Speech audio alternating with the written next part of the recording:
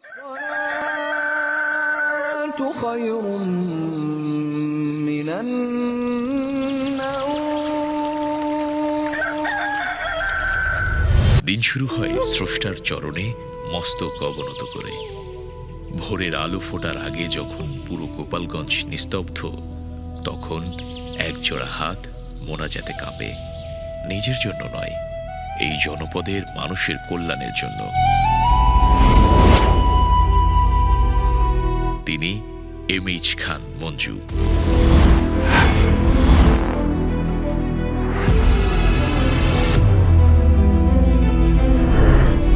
মধুমতির লোনা জলে যার শৈশব কেটেছে, যার ধমনীতে বইছে তার ধার্মিক পিতার আদর্শ। রাজনীতি তার কাছে পদ নয়, বরং এক পরম ইবাদত। ফিরে দেখা 1986 সাল, যখন গোপালগঞ্জের ভাগ্য বাঁধা ছিল কেবল ট্রলার আর লঞ্চের ইঞ্জিনের শব্দে। ঢাকা, ফরিদপুর বা টেকেরহাট যাওয়া ছিল এক দুঃস্বপ্ন। কিন্তু তরুণ মঞ্জু খান যখন প্রথমবার জনসেবার দায়িত্ব নিলেন, তিনি বুঝলেন উন্নয়ন মানে কেবল প্রতিশ্রুতি নয়, উন্নয়ন মানে সংযোগ। 40 বছর আগে তিনি যখন মধুমতি তীরের সেই কাদা পথকে পিচ ঢালা সড়কে রূপান্তর করতে 4 বার কঠোর পরিশ্রম করেছিলেন, তখন লোকে তাকে পাগল বলেছিল। আজ সেই পথ দিয়ে যখন হাজারো মানুষ নির্বিঘ্নে চলে, তখন ইতিহাস নীরবে তার নাম জপে।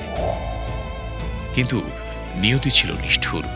চক্রান্ত আর ষড়যন্ত্রের জালে তাকে বিচ্ছিন্ন করা হলো তার প্রিয় মাটি থেকে। প্রায় 2 যুগ হামলা, মামলা আর নানা অপবাদে তাকে দমিয়ে রাখার চেষ্টা চলেছে। গোপালগঞ্জের অবকাঠামো থমকে গিয়েছিল, কিন্তু মঞ্জু ভাইয়ের হৃদয়ে থাকা গোপালগঞ্জ এক মুহূর্তের জন্য থমকায়নি। তিনি দূর থেকে দেখেছেন তার গড়ে তোলা স্কুল কলেজগুলো কিভাবে জীর্ণ হচ্ছে, দেখেছেন কিভাবে মানুষের অধিকারগুলো হারিয়ে যাচ্ছে। ধর্ম যার যার, কিন্তু মঞ্জু ভাই সবার। হিন্দু মুসলিম দাঙ্গা থামিয়ে যিনি শান্তির চাদর বিছিয়েছিলেন, শ্রী শ্রী হরিচাঁদ ঠাকুরের ভক্তদের মনে জায়গা করে নিতে যিনি প্রথম সরকারি ছুটির ব্যবস্থা করেছিলেন, তিনি আমাদের মঞ্জু ভাই। রঘুনাথপুর থেকে সাতপাড়, মসজিদ মাদ্রাসা থেকে এতিমখানা, সবখানে আজ তাঁর হাতের স্পর্শ।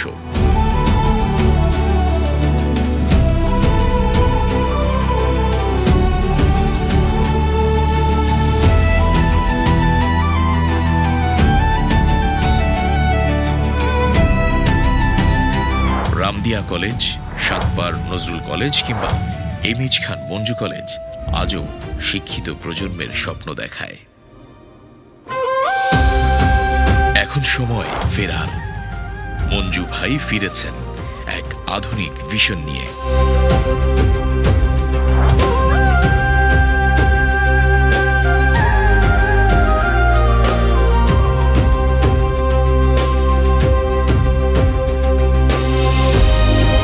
তিনি স্বপ্ন দেখছেন যানজট মুক্ত এক সুন্দর গোপালগঞ্জের।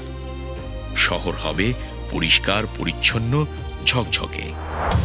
বেকারত্বের অভিশাপ মুছতে প্রতিটি ঘরে পৌঁছে যাবে স্মার্ট কর্মসংস্থান।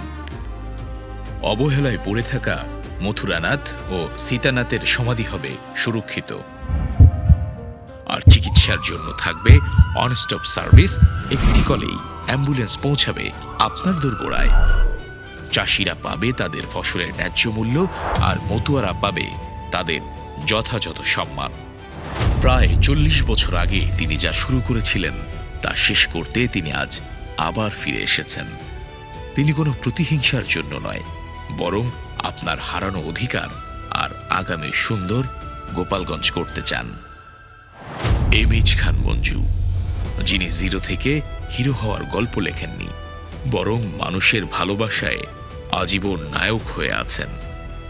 এবারের লড়াই অন্যায়ের বিরুদ্ধে ন্যায়ের, অবহেলার বিরুদ্ধে উন্নয়নের। আসুন সবাই মিলে গড়ি আমাদের স্বপ্নের গোপালগঞ্জ।